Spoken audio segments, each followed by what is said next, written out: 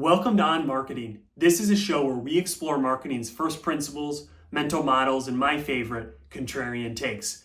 This is a space where thinking differently about marketing isn't just encouraged, it's a rule. My aim is not to tell you what to think about marketing. My goal is to assist you in how you think about marketing and life as well. It's August 14th, 2023. I'm your host, Jordan Ogren, a marketing strategist by day and a podcast host by night, always keen to uncover new marketing insights. Today I chatted with Thomas Ciampa, a dear friend and digital marketing specialist at Social Surge Marketing. Thomas is a unique marketer in the sense that his journey here has not been linear. His background is in logistics, even to dishwashing, which I had to say I respect that. 2015, I was a dishwasher as well, trying to make ends meet. He's experienced many challenges, some that I haven't, and that has given him a really unique perspective on life in this focus on improvement and making the most of each moment. I respect Thomas. He was at my wedding. He's a real one. In this episode, we discuss the role of SEO in marketing, the importance of a well-designed website, which few have, the concept of work-life balance, the value of discipline, and even the idea of self-worth. Ready to get into the episode? Before we do, I want you to subscribe to my newsletter to get these new episodes delivered every single week on Friday to your inbox. The link is in the first line of the show notes. So make sure to click that and subscribe so you can stay up on all of these podcasts, the insights from them, and other related learnings I'm gaining that I want to share with you.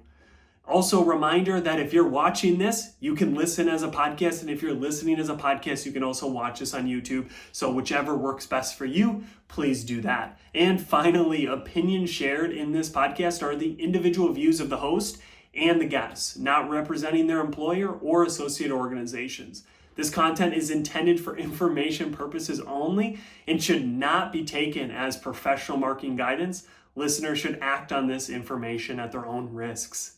See you on the other side. Tom, first question, what is marketing? Oh man, that is a really good question. I think you can come at it at a lot of different angles. You can come at it from the brand side where marketing is just getting people to know who you are, what you do, what you know, your area of expertise. And then a lot of people do come from the side of marketing where it is very related to sales, where it's, pushing CTAs or getting people to your website to submit forms. I know in the work that I do in SEO, a lot of the strategy behind it is one, showing that area of expertise, but really the ultimate thing is the form submission. So I don't know if I can put it under one definition, but I think as an umbrella, I kind of see it as those two forms of there's the brand side where you're just trying to get your name out there and show people who you are. And then there's the other side where it's more sales focused and kind of getting people down that funnel a little bit. So. Yeah, it's a good answer. Kind of like a politician with both sides Yeah. of the coin, 100%. where you have brand and marketing, and then you have that kind of performance, or where you're really driving for some sort of conversion transaction. So I think that's a great way to think of it, because then you can start to have this bucketing mindset. Okay, like what for this company, what for this type of area do we need to balance this? Do we need 70 brand? Do we need 30? How do you think about, whether with clients or just like as you're thinking maybe about yourself or just in general, how do you think about that kind of dichotomy and keeping those buckets filled, but like in the right way?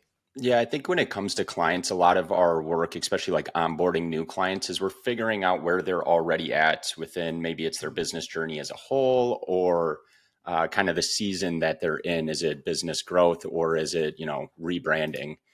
And a lot of it comes down to those conversations. So we had a new client hop on recently that is very new, like just got her business off the ground and all of these things. And it's like, yes, one of the main goals is business development. Like you have to have sales coming through the door, but nobody knows who you are. They don't know what you do.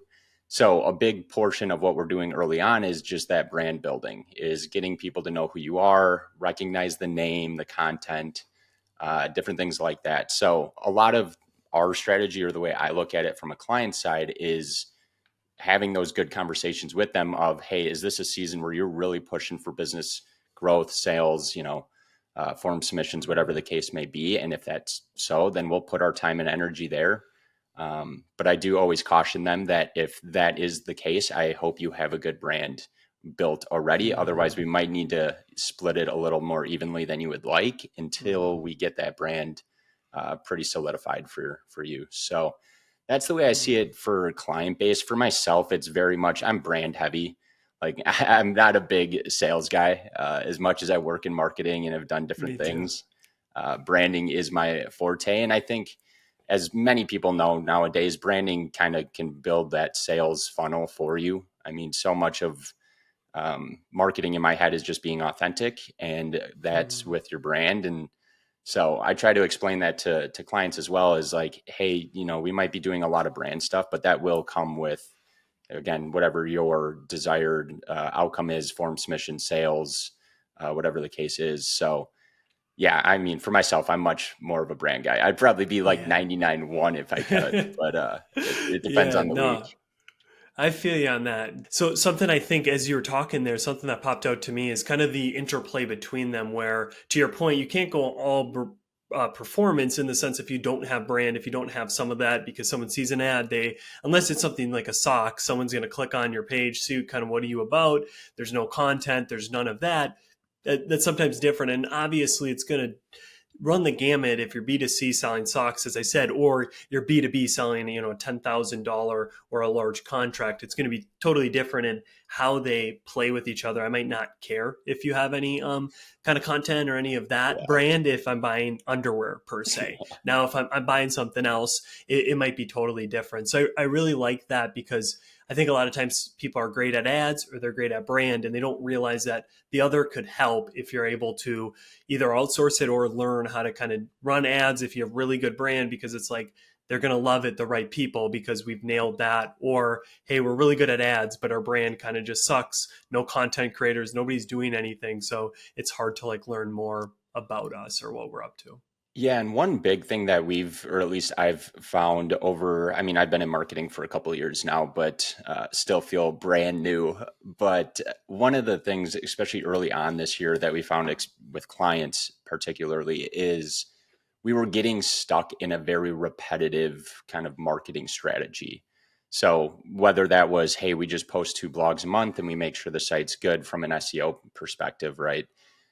We would do that over and over and over, and we were seeing decent results. We were seeing, slow uptick in whether that's organic search traffic or, again, form submissions or people spending longer time on the website. But that's one thing that I've really focused on, especially quarterly. I think month to month is a little bit tough, but making sure that we're not getting stuck in that same strategy. And you could put that on the same scope as branding versus sales heavy.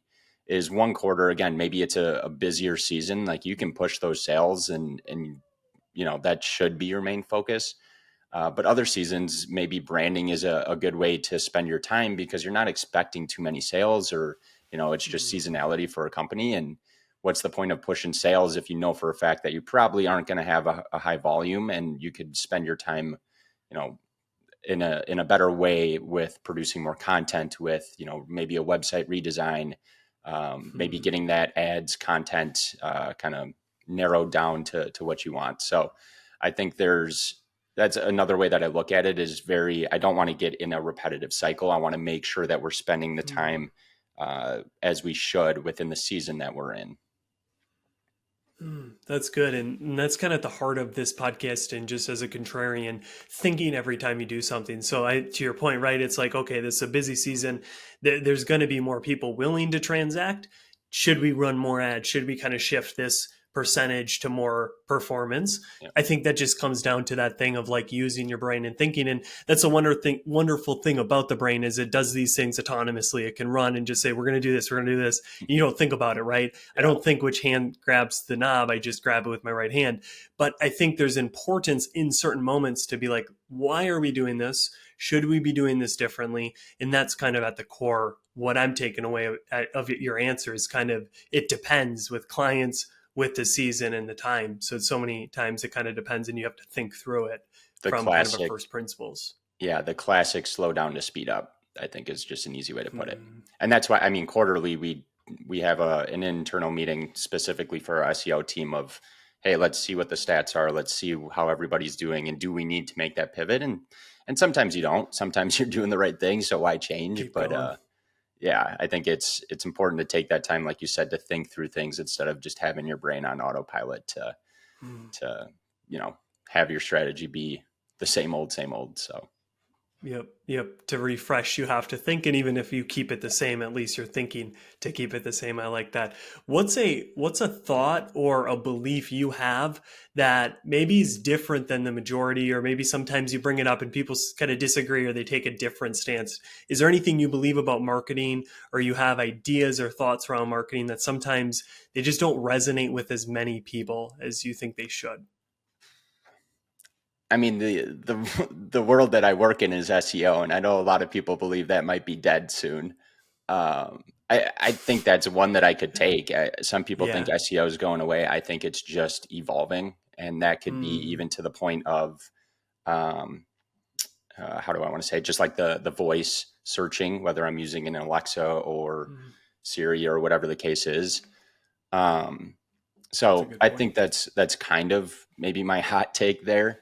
Other than that, I really think, and especially in SEO, people can get very bogged down in keywords or pushing different strategies for backlinks or whatever the case is. I am a huge fan of just producing like very well thought out content, and if it performs, and it should, because as we all know, Google is getting towards that part where it's not about the keyword cramming or the amount of links that you have in a Hmm. document or whatever the case is. It's very much, hey, is this useful for the user, and is it giving them the information that they're actually looking for on their search?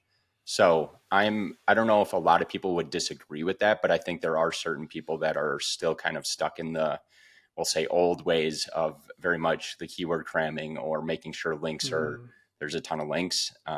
But yeah, my overall answer would be the SEO, and I hope I'm right, because if not, I have to find a new job at some point in my life. But Oh, no, that's good. I think at its core, search optimization will forever be there because it's just search, whatever form it's in. Your engine is maybe will become debunked, but it's just you're optimizing for search. So you're one of the first ones. So whether it's Alexa, I need new paper towels. Can you grab me one? Or figuring out. So it's almost like, yeah, there's these reverse engineering, and to your point, this keyword hacking and some of these things that were done that changes constantly. But then there's also, to your point, just creating good content that speaks to someone or a group of people that it resonates with. So they're on the page long. You hit all these boxes of things that are probably good for SEO. They don't bounce right away. They stay on the page for 5 minutes reading, whatever that may be. So I think that's a fair stance, because at my podcast, at least, I've had many people on, and you've maybe seen them on LinkedIn, but it's kind of just saying SEO is dead. But I think, to your point, what they're really saying is SEO is evolving, and many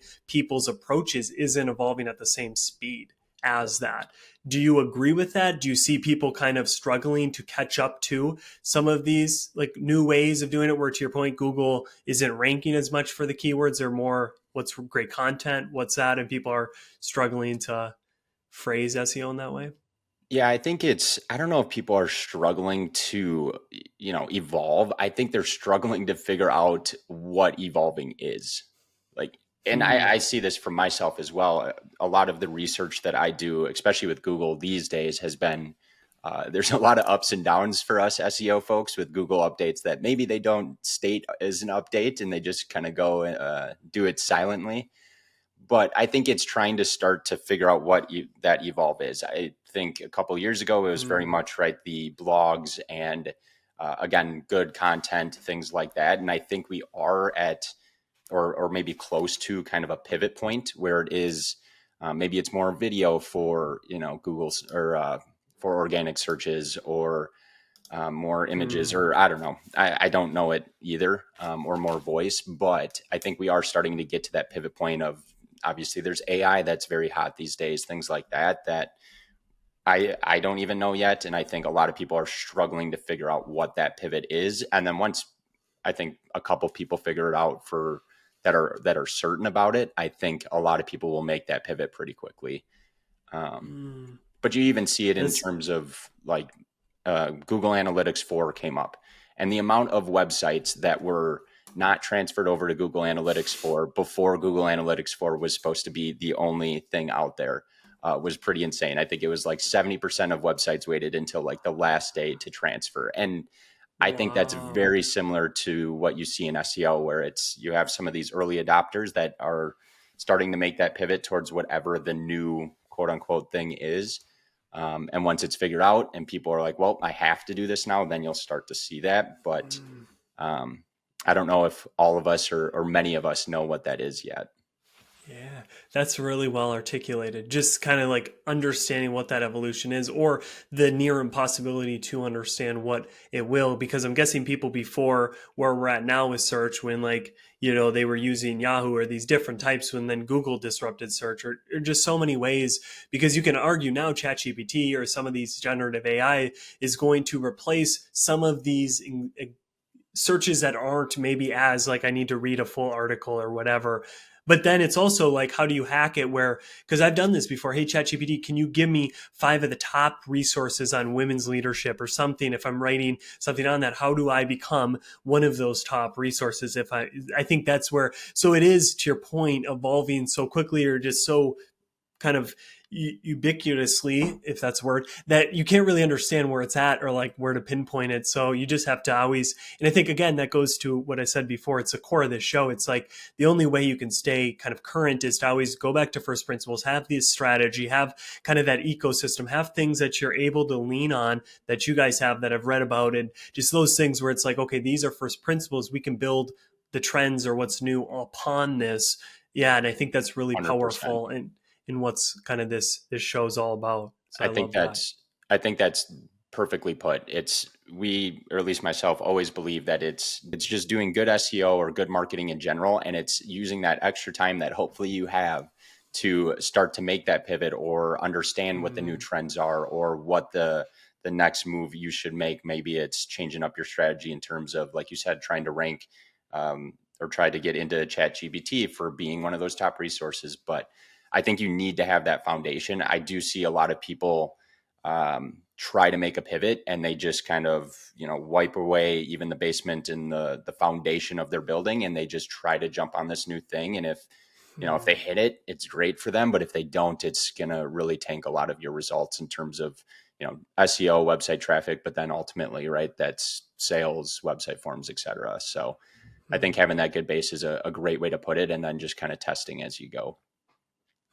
No, I love that. And I think that's why like in sports defense, like there's certain kind of these fundamentals that if you have that, you'll be well off or better off than you could be without it, no matter what's going to happen, no matter where the ball bounces, quote unquote.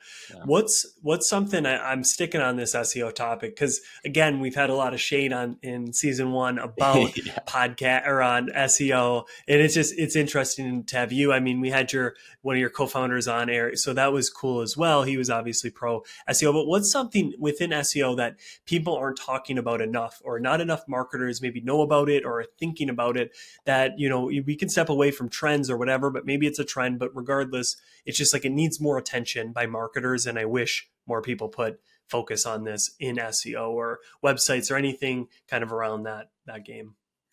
I'll almost kind of flip it. I don't know if it's people don't know it. A lot of the clients that we've been working with recently and onboarding and things, your website design has to be spot on. And I think that I include that in SEO. I kind of put that bucket in the same thing because it's user experience. And, you could group SEO with how long people are staying on your website, where they're navigating to, all of that stuff. Um, and if your website is designed very poorly, which we have seen some recent ones where it's just not good, and that's okay. I mean, website design is not an easy thing, but I think you need to Mm-hmm. have the focus there. And I think a lot of SEO people that I listen to kind of disregard that for the most part. It is a lot focused on whether that's gaining backlinks, referring domains, even the content side of things. Like you could have great content, but if people can't get there after they find you on a search, Mm, or can't get there after they find you on a search, it doesn't matter as much. Or if they do find that content, but it's hard to navigate the colors on your website are not well done. The white space isn't done. So I think that's mm-hmm. I mean, that might be not an answer that you're looking for, but the more I've gotten into SEO over the past couple of years, I think that is extremely important area to spend time and money on. Because again, it kind of goes to that foundation that we were talking about, where you build that foundation of a very nice website that is user friendly and people can navigate it, and it looks pretty but functions well, and then you can build on top of that. And I think people in SEO, again, maybe it's not an SEO answer, but they sometimes can disregard that. Yeah, I think to your point, it gets less attention than it should, being kind of the hub or the home of all digital presence and in everything. Your content goes there. You're sending people there off social. That's somewhat the goal for a lot of these companies. And then you look at their website, and to your point, it's not bad, but you go to the mobile and the mobile experience is crummy, or you're just on your laptop and you're like, this doesn't look like some of these other ones I've seen that aren't from big companies like Nike or whatever, but just like firms or agencies or whatever that put time and money into it. And it's like, so that's what's out there. That's what's available. And I think to your point, as the tide shift from this older generation kind of, especially the smaller businesses, not even like some of the bigger ones, shifts to this younger, everything to your point needs to be up to design, needs to be a lot more, just needs to be damn better. Like it's Yeah. simply put, because a lot of it is bad. And I think if you're now being on that early of like, okay, design's critical. We need to either learn this internally, figure out an agency. We can like figuring that out earlier is going to be way better than when it's needed. So I think your point's super valid. It's like fundamentals, have a good website. But I think at the end of the day, you make it once. And I've had a few website people on, and that's kind of the thought. You make it and forget it, rather than viewing it as a continual investment or something you're always putting money and time into to make it better. So I think that's Yeah. a fair point. Yeah. And the one thing that I'll say to that is, again, it's the way I explain it to clients, because one of our things when we're onboarding is making sure we'll look at a client's website and we'll check the site health, and we'll make, changes to fix those errors, warnings, whatever the case may be.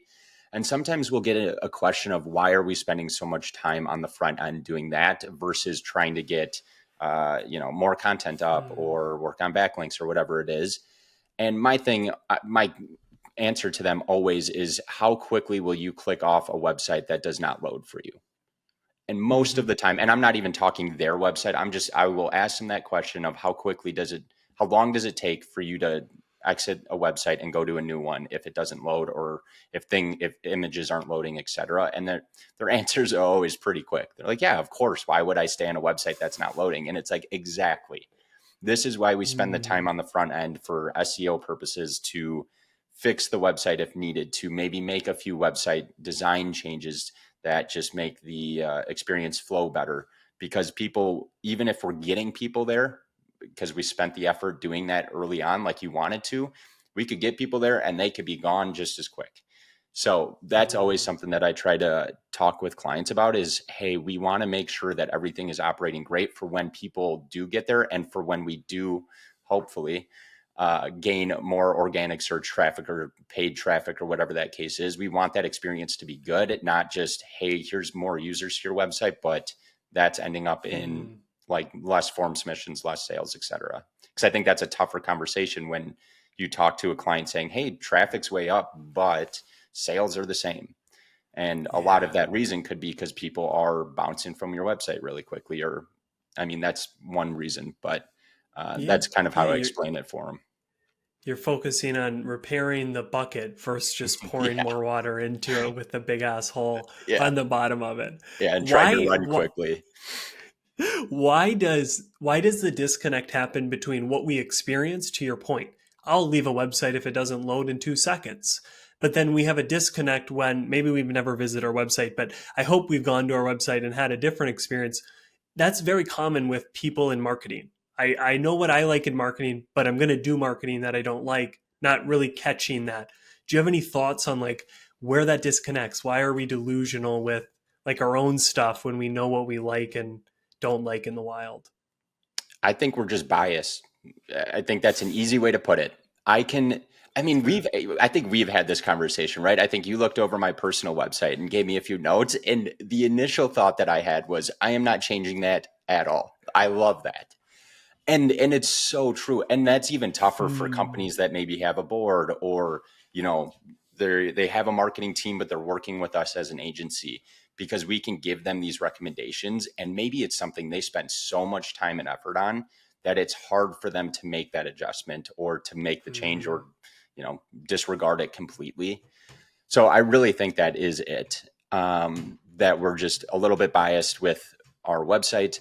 And then I also think a lot of the times when we're getting a new client on, the main focus, right, is, hey, we want to increase sales or we want to increase form submissions or whatever. And it's hard for them to understand that early work of making sure your website's good or, loads or whatever the case is, kind of like we're talking about.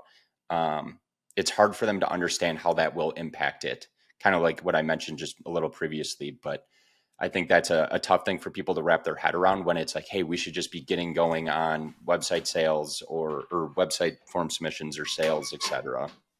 So I think that's kind of it, but I think it's biased. I mean, on my own website, I will wait for that website to load because it is my website. On even yours or somebody else's, I will probably be like, you know what, I'll just shoot Jordan a message and tell him, hey, this didn't load, and I'll wait till he updates it. So I think that's pretty much it. That's fair. Bias is a big bucket because you have that sunk cost, which you're talking about, where, okay, I put time into it, I don't want to redo it or whatever. So there's so many biases wrapped in that. I love that. And I think that definitely covered kind of the SEO and what I think you kind of wanted to learn from you on this podcast. So this next segment is kind of just a deep segment, depth. We're going to go deep in kind of your life, and then obviously tangentially bring it to marketing if we do, but if not, it's more focused just on life. So what's something, Tommy, that you do outside of work or that isn't work that then allows you to come back to work and you're able to do it better, think more clearly, or just get a better outcome? I'm a big walker. That's my big thing. I live in downtown Milwaukee. I don't own a car anymore, and I walk everywhere. So that's a big piece. I think just being healthy in general, working out, things like that. So that's the simple answer. I do think I've struggled with this a lot of separating life from work, especially, the remote or the hybrid type of work that a lot of us are in, especially in marketing. I think we were ahead of the game on that before even COVID a little bit. And I've really put a focus on this year of, hey, I am separating my work and life. I need to not open my computer at 8 o'clock every night to either respond to that email or, work on whatever I need to work on. So that's probably been my biggest thing in terms of that, of just being able to come back to work the next day energized because I didn't spend my whole night working continuously. And I'll do that at times, but I have always been that guy where I would do that 5 days a week if I needed to. And I think, like we kind of talked about before hopping on, I saw a little bit of that burnout, and I just needed to take a breather, enjoy life, enjoy friends and family, and come to work the next day energized and ready to put in some hours. And I have definitely figured it out. I still need a little bit of help on slowing down at times, but we're getting there. So I love that. No, that's a great answer. The walk, something I definitely utilize as well. How do you think about the fact of, like, and this is extreme examples, but Michael Jordan, Kobe Bryant, RIP, these people didn't have a balance or any real clear border, because when to be the best, to want to be like, there isn't, you have to kind of put that work in. How do you balance that? Think about that. I mean, it's obviously like, it's just an SEO job. It's just marketing for you. But do you think it all in those terms of, like, maybe that extra work, as much as it drains me, it's going to help me take that next step in my career, in my craft, quote unquote? yep, I think about this a lot. That is a main reason why I have struggled to take the time off or to separate work and life. I think you have to know the season that you're in, and a season could be a decade or it could be a year. But for me right now, I am comfortable not being the Michael Jordan of marketing or even the stuff I do outside of that, whether that's, my own podcast that I took a break from for a little bit, or, Notion templates, all this fun stuff that I had lined up. I am okay with not being the Michael Jordan, Kobe Bryant, et cetera, of that field. And I do know there will be a time and place, whether that's next year or 2 years from now, where I am in that mode of Like, life will not be balanced. I am okay with that. I have the time, I have the money, I have the resources to put everything towards this thing. And I think, as we all know, those Michael Jordan, Kobe Bryant, all of those folks just did it for decades. Where I am okay saying I will give up that type of reward for a little bit of a more balanced life. That does not mean, again, for 5 years or 10 years, I don't go extremely hard towards whatever I want to work towards. I just know for me at the moment, that is not the season of life that I'm in. So I think you have to be really honest with yourself, because at the beginning of the year, you would have asked me that question. I would 100% be, I am in that season and this is the year that I do X, Y, Z. And 8 months in, I have realized that that is not the season that I'm in and I need to chill a little bit. But that'll come around, and I'll have that season of working hard and not having a balanced life, and see the result of it, because I'm not afraid of the hard work. But yeah, I think people just need to be very honest with themselves of where they're at in life, and if they need to have that work-life balance, or if they have the time, energy, and resources to go towards what they want to go towards. I love that. I think a lot about the privilege we have to even consider work-life balance, like considering like what made America, what got us to this place. They didn't have these decisions or choices to be like, I'm not going to work 16 hours. Like it was like I either kill myself, die, or I do that. And I think a lot because I'm more so on that side where I have seasons, I have times, I've had burnout, I've had panic attacks, I've had it all. But I also try to hold in the other hand, as much as I believe we need balance, we need to strive for being present in all areas, whether family, whatever. I also hold like that's a privileged thought, and maybe like it's kind of weakening me by not going all in and not making this life like a full declaration of just kind of to the extreme in every area. And I think that's maybe where it comes is like balance, or like maybe that is what I'm talking about. The craft is just, so if I have a family, it's also engaged with them. But I think one thing you see with Michael Jordan's or some of these great athletes, Tiger Woods or whatever, is the obsession of the craft just consumes, and it causes many issues. Even someone like I follow David Goggins, even someone like that, it's like, sure, divorce isn't bad and people go through that, but it's like at times you can look at his life and it's like, man, this guy's so obsessed, so crazy, can get so much done.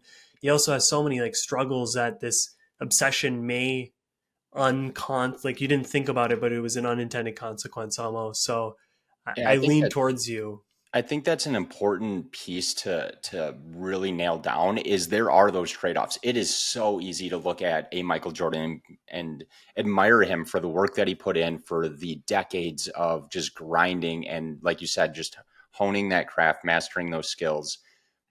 But his life wasn't perfect either. I mean, when's the last time I did this recently, actually? When's the last time you Wikipedia or you Google searched Michael Jordan, went to his Wikipedia page, and instead of reading the amazing stats, which are always fun to look at, you looked at like the personal life section of Michael Jordan, and you got to read the stuff. Obviously, we all know that his dad passed away. I'm sure my guess, and I don't know the man, that there was some regret that he didn't spend a little bit more time with his dad after his dad passed away.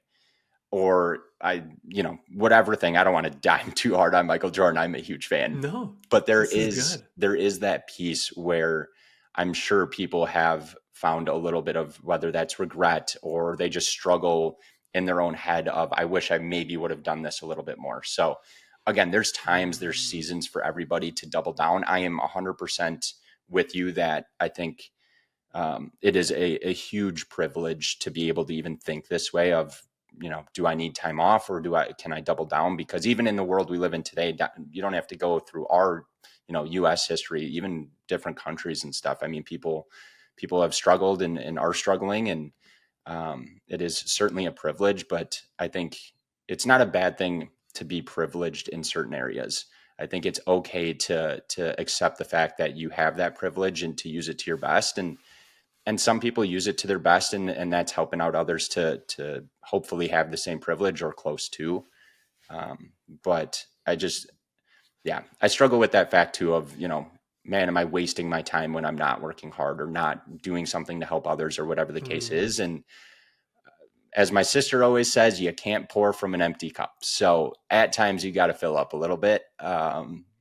That's And fair. I think, Oh. yeah, I think that's just the best way to think of it is there's times that you need a little bit of a break. It's okay to spend that with family and do those certain things, but there are seasons where you should just grind and really put some effort towards what you're doing.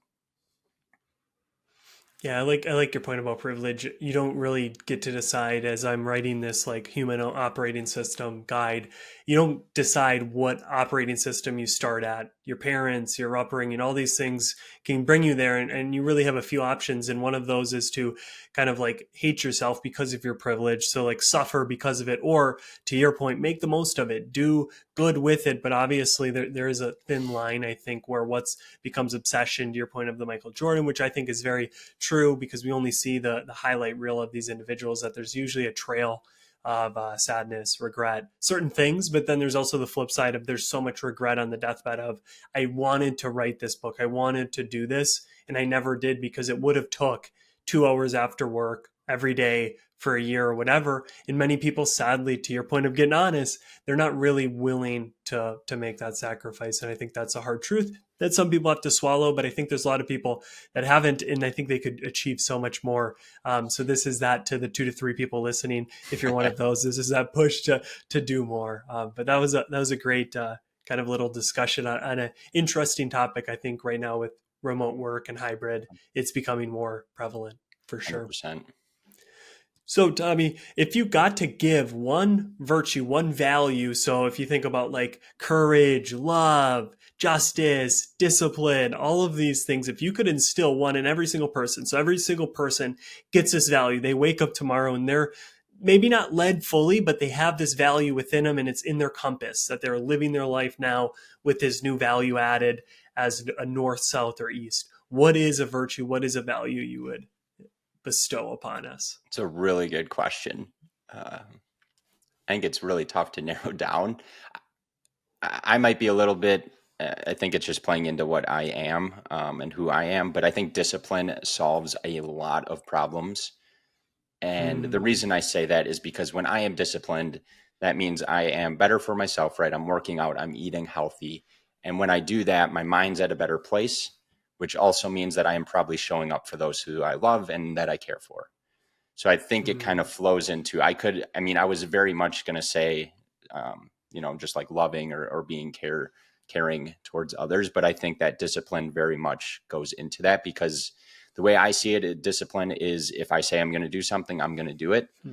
And that could be going to take my grandma to her haircut and spending that 2 hours with her and laughing and having fun. Or it could be going to work and, making sure that I get the projects done on the deadlines that I said I would get them done. So I think Hmm. discipline's an easy answer for me on that because it solves more problems across the board, at least in my head. Now, it is not an easy thing to always be because, as a lot of people know, I ate a pizza today and it tasted amazing, and I still haven't worked out. So we'll eventually get there, hopefully. Oh, But I think that's oh, I that's love the easily my honesty. answer.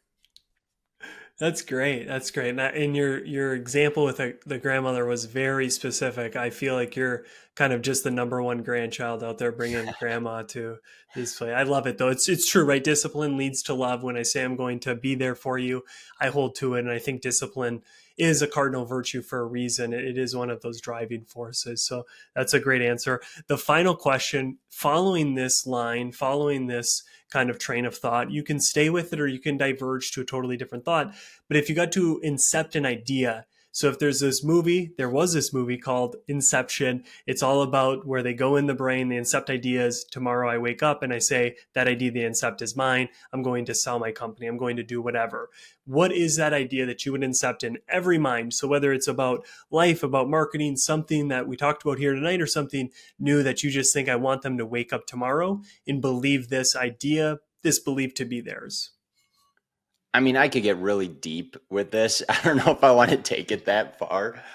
Oh, man. What go deep? Where is that? We can pull out real quick if we.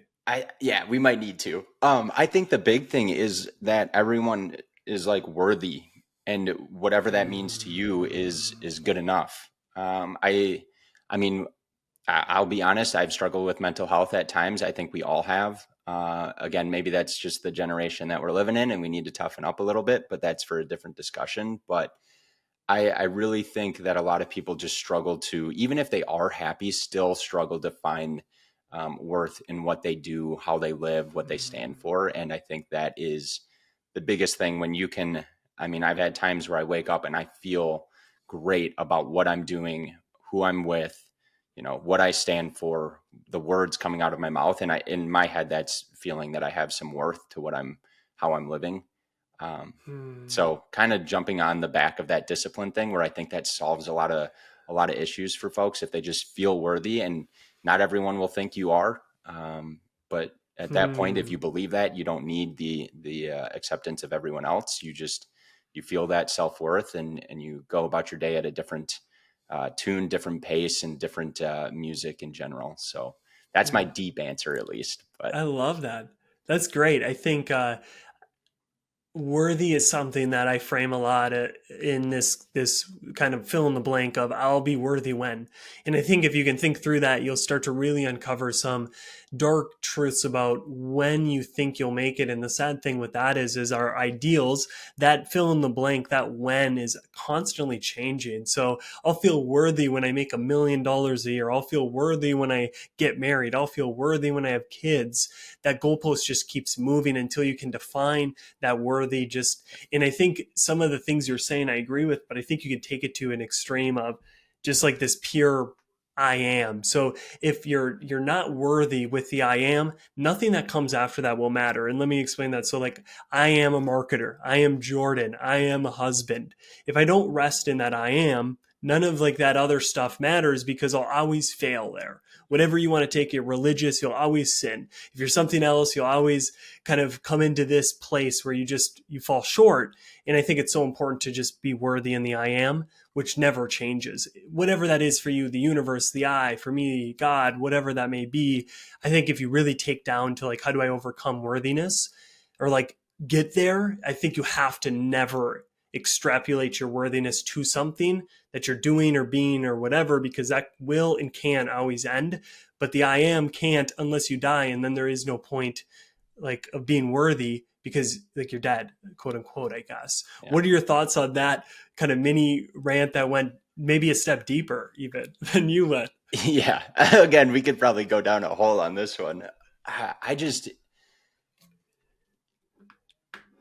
yeah, I just always feel for people because I think you can tell when somebody doesn't feel that worth. And it's simple. It's how they hold themselves. It's the conversations they have. It's the self-talk that they have that just shows throughout the day. And I think I'm right on the same point of view as there's always that moving goalpost, but I think you should, like you said, cement yourself in that I am, and that you are worthy, but there is more to work towards. One of my favorite speeches was the Matthew McConaughey. I don't know what award he won. All I know is he's wearing a white suit, and I'll look that up on YouTube. he's talking about the like somebody asked him like, what do you want to be in, I think it's like 5 years, and he's like, I want to be me in 5 years. And then the same person 5 years later asks him, and he's like, no, I'm not the person I want to be yet. That's me in 10 years. And he talks about how there's always that goalpost moving forward. But I guarantee you that Matthew McConaughey feels worthy in his own self at the moment. There might be more that he wants to work towards, but in that moment, he still feels a feeling of self-worth, and that he's confident with what he's doing and the life he's living, and the direction he's heading. But so I agree that it's tough because there always is that goalpost moving forward, but I think you can find your worth that I am in the moment that you're currently in, while working towards, better and bigger things. I love that. Yeah, I don't think they need to be separate. Having big goals, having dreams, things you're trying to accomplish and build towards being a better person or whichever, but still having that like today, I'm happy where I'm at and I'm going to be better than I was today, tomorrow, Yep. in that kind of framing. And I really enjoy how you kind of pulled it back in where I went a different way. You pulled it back in on that fact of others, or just this fact that a lot of people, and I agree with you, mental illness or just feeling as if you're alone. Nobody sees me. Nobody feels what I feel. You don't feel worthy in those moments. And I think what the greatest thing we can do, I was talking to my grandmother last night, is see someone as their I am. So a very common thing with is in business, we don't see the I am. We see that this person could be a partner who could lead to a deal. I see this, it's always what's after that. But I think in conversation or whatever, when you just listen and you truly see someone's humanity, you're seeing their I am. And for many people, as you say, that's the first time because they haven't had people in their family that would listen to them or take time or whatever. No friends that would do it or whichever. And I think that's a very sad thing because there's a few things that we all deserve. And I think at one of those bare things is worthiness, to feel like I should be here and I feel worthy just to be here, quote unquote. 100%. That's powerful. That's powerful. Well, Tom, is there anything you want to share? Any place that we can connect with you after this? Was a really great conversation. I gained a lot. I know that the 2 to 3 people listening will gain a lot, but like, is there anything you want to give them before you leave? You can plug the podcast. I know you said you're on a break. LinkedIn, you're on there. Just, this is kind of your place to share what you're up to. Yeah, well, I appreciate you having me on. It was a really great conversation. I love these conversations all the time. So yeah, I mean, you can jump on LinkedIn. All of my stuff is on there. My name is Thomas Ciampa, Ciampa. At some point, I'll probably switch that to Tommy, but for right now, we're still formal with Thomas. And you can get to my website, my personal website, my podcast, whatever from there. But that is kind of one of my main hubs. So always open to conversation. If you want to shoot me a message, shoot me a message. I'll probably get back to it at some point. But love making new connections and love conversations like this. So if you're down for that, I'm always a fan. So appreciate it, Jordan. Awesome. Yeah. Thank you, Thomas, for coming on. Everything will be in the comments or the show notes or whatever. So if you want to find out Thomas on LinkedIn, in all of his places, you can check that. Thank you again for coming on, Thomas. I appreciate it. Yeah, thanks. And this is the end of the podcast. Thank you for making it this far. It really means the world to me that you listened, you viewed for that long. I appreciate it. I hope you got something valuable from the episode. If you did, make sure to hit that thumbs up. Make sure to subscribe so you can get the newest episodes every time delivered right to you. Hit that bell, whatever they got on whatever platform you're on. Make sure you can get that newest episode because that's my goal, is to continually bring you new marketing and life advice, guidance, and tips so then we can both be making progress in marketing and life together. That's the goal. And if you haven't subscribed yet to the newsletter, it's in the first line of the show notes. Please click that so every Friday you can get the newest episodes, new insights, and new book quotes as I read them. Thank you so much for being here, and I hope to see you again next week or next year or next month or whenever you can tune in again. Thank you for listening.